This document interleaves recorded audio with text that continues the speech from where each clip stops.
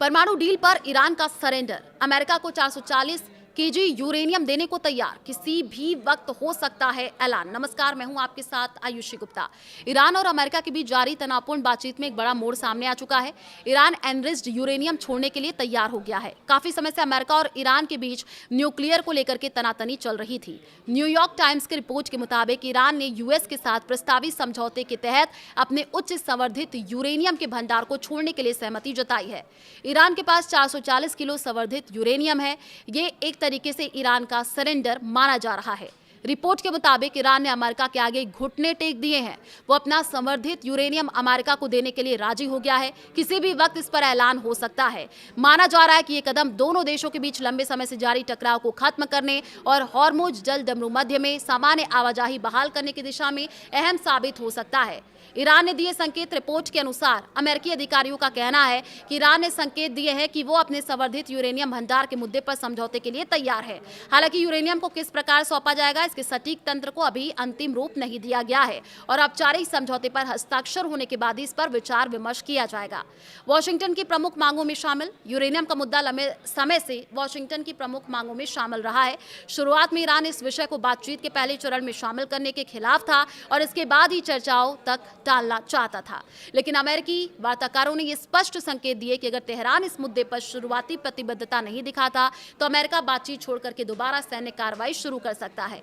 परमाणु ठिकानों को निशाना बनाने की योजना है। रिपोर्ट के अनुसार अमेरिकी सेना ने हाल के दिनों में ईरान के परमाणु ठिकानों को निशाना बनाने के विकल्प भी तैयार कर लिए थे। इनमें इस्फहान स्थित भूमिगत परमाणु केंद्र पर बंकर बस्टर हमले और अमेरिका इजरायल के संयुक्त कमांडो ऑपरेशन जैसे विकल्प शामिल थे। हालांकि इन योजनाओं को अंतिम मंजूरी नहीं मिली। कितना खतरनाक है ईरान का यूरेनियम भंडार, सवाल ये है। तो अंतर्राष्ट्रीय परमाणु ऊर्जा एजेंसी यानी IAEA के अनुमान के मुताबिक ईरान के पास करीब 970 पाउंड ऐसा यूरेनियम मौजूद है जिसे 60% तक संवर्धित किया जा चुका है।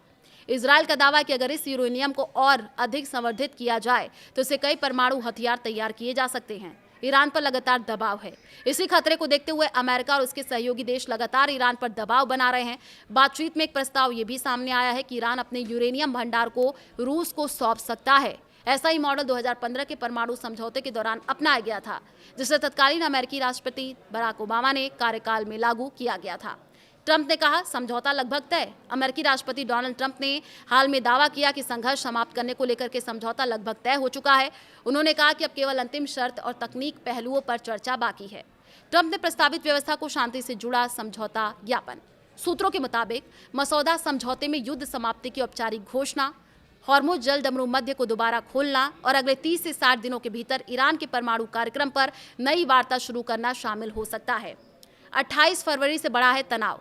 फरवरी में अमेरिका और इजरायल की ओर से किए गए हमलों के बाद दोनों पक्षों के बीच तनाव काफी बढ़ गया था।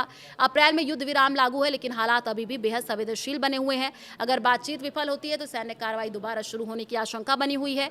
इस बीच हॉर्मुज जल भूमध्य में अस्थिरता का असर वैश्विक तेल बाजार और ऊर्जा आपूर्ति पर भी लगातार पड़ रहा है। ईरान ने किसी भी व्यापक समझौते के लिए प्रतिबंधों में राहत और विदेशों में जमा अपनी संपत्तियों तक पहुंच की मांग दोहराई है।